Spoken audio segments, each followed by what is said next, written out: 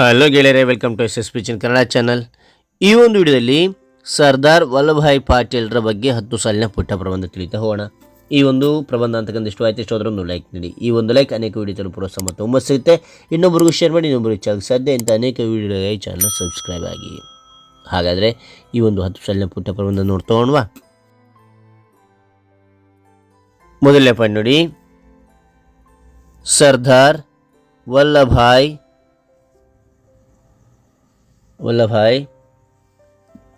ಪಾಟೀಲ್ ಅವರು ಭಾರತದ ಸ್ವಾತಂತ್ರ್ಯ ಚಳುವಳಿಯ ನಾಯಕರಾಗಿದ್ದರು. ಮತ್ತು ನೋಡಿ, ಸರ್ದಾರ್ ವಲ್ಲಭಭಾಯಿ ಪಾಟೀಲ್ ಅವರು ಭಾರತದ ಸ್ವಾತಂತ್ರ್ಯ ಚಳುವಳಿಯ ನಾಯಕರಾಗಿದ್ದರು. ಎರಡನೇ ಪಾಯಿಂಟ್, ಅವರು ಅಕ್ಟೋಬರ್ 31, 1875 ಗುಜರಾತಿನಲ್ಲಿ ಜನಿಸಿದರು. ಮೂರನೇ ಪಾಯಿಂಟ್, ಅವರಿಗೆ ಸರ್ದಾರ್ ಎಂಬ ಬಿರುದನ್ನು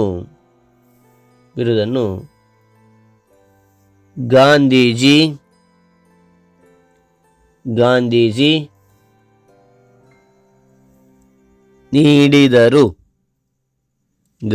ನೀಡಿದರು. ಆ ಪದದ ಅರ್ಥ ಮುಖ್ಯ ನಾಯಕ. ಮತ್ತು ನೋಡಿ, ಅವರಿಗೆ ಸರ್ದಾರ್ ಎಂಬ ಬಿರುದನ್ನು ಗಾಂಧೀಜಿ ನೀಡಿದರು. ಆ ಪದದ ಅರ್ಥ ಮುಖ್ಯ ನಾಯಕ.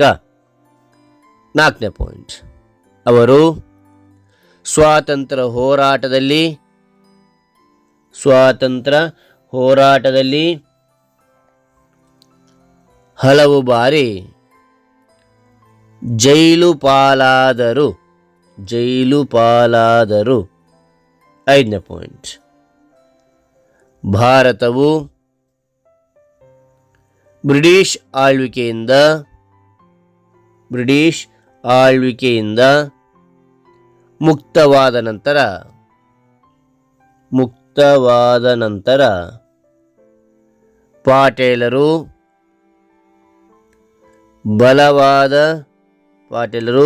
ಬಲವಾದ ರಾಷ್ಟ್ರೀಯ ಏಕೀಕರಣಕ್ಕಾಗಿ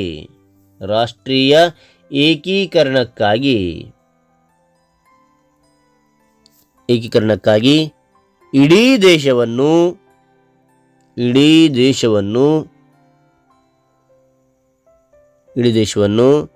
ಒಟ್ಟುಗೂಡಿಸಲು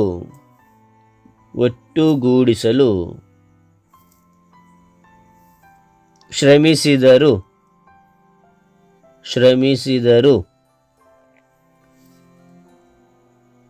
ಆದ್ದರಿಂದಲೇ ಅವರನ್ನು ಭಾರತದ ಉಕ್ಕಿನ ಮನುಷ್ಯ ಎಂದು ಕರೆಯುತ್ತಾರೆ. ಮತ್ತು ನೋಡಿ, ಭಾರತವು ಬ್ರಿಟಿಷ್ ಆಳ್ವಿಕೆಯಿಂದ ಮುಕ್ತವಾದ ನಂತರ ಪಾಟೀಲರು ಬಲವಾದ ರಾಷ್ಟ್ರೀಯ ಏಕೀಕರಣಕ್ಕಾಗಿ ಇಡೀ ದೇಶವನ್ನು ಒಂದುಗೂಡಿಸಲು ಶ್ರಮಿಸಿದರು. ಆದ್ದರಿಂದಲೇ ಅವರನ್ನು ಭಾರತದ ಉಕ್ಕಿನ ಮನುಷ್ಯ ಎಂದು ಕರೆಯುತ್ತಾರೆ. ಆರನೇ ಪಾಯಿಂಟ್, ಭಾರತಕ್ಕೆ ಸ್ವಾತಂತ್ರ್ಯ ದೊರೆತ ಕೂಡಲೇ ಅವರು ಗೃಹ ಸಚಿವರಾಗಿ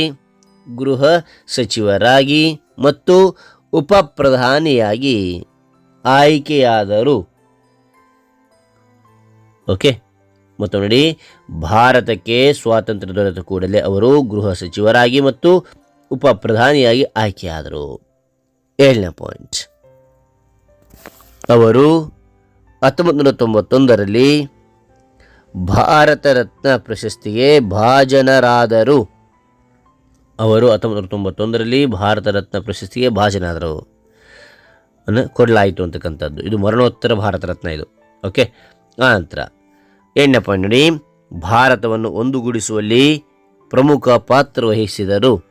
9ನೇ ಪಾಯಿಂಟ್, ಅವರ ಜನ್ಮ ವಾರ್ಷಿಕೋತ್ಸವವನ್ನು ರಾಷ್ಟ್ರೀಯ ಏಕತಾ ದಿವಸ್ ರಾಷ್ಟ್ರೀಯ ಏಕತಾ ದಿವಸ್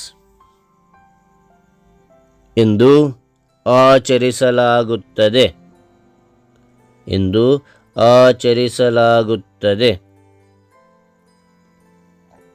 ಆಚರಿಸಲಾಗುವುದು.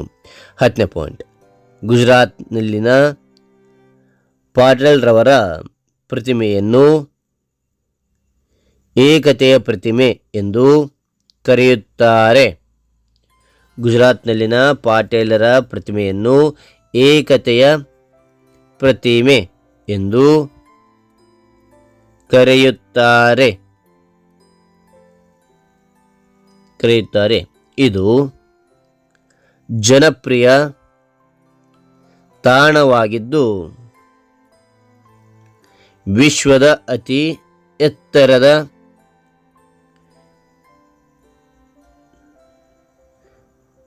ಪ್ರತಿಮೆಯಾಗಿದೆ. ಓಕೆನಾ? ಈ ಮಾಹಿತಿ ಇಷ್ಟವಾದರೆ ಲೈಕ್ ಮಾಡಿ, ಶೇರ್ ಮಾಡಿ, ಸಬ್ಸ್ಕ್ರೈಬ್ ಆಗೋದು ಮರಿಬೇಡಿ. ನಿಮಗೆ ಎಂಥ ಒಂದು ವೀಡಿಯೋ ಬೇಕಂತ ಕಾನ್ಸ್ಟಲ್ಲಿ ಕಾನ್ ಮಾಡಿ ಆ ಒಂದು ವೀಡಿಯೋ ಮಾಡಲಿಕ್ಕೆ ನಾನು ಪ್ರಯತ್ನ ಪಡ್ತೇನೆ. Thank you.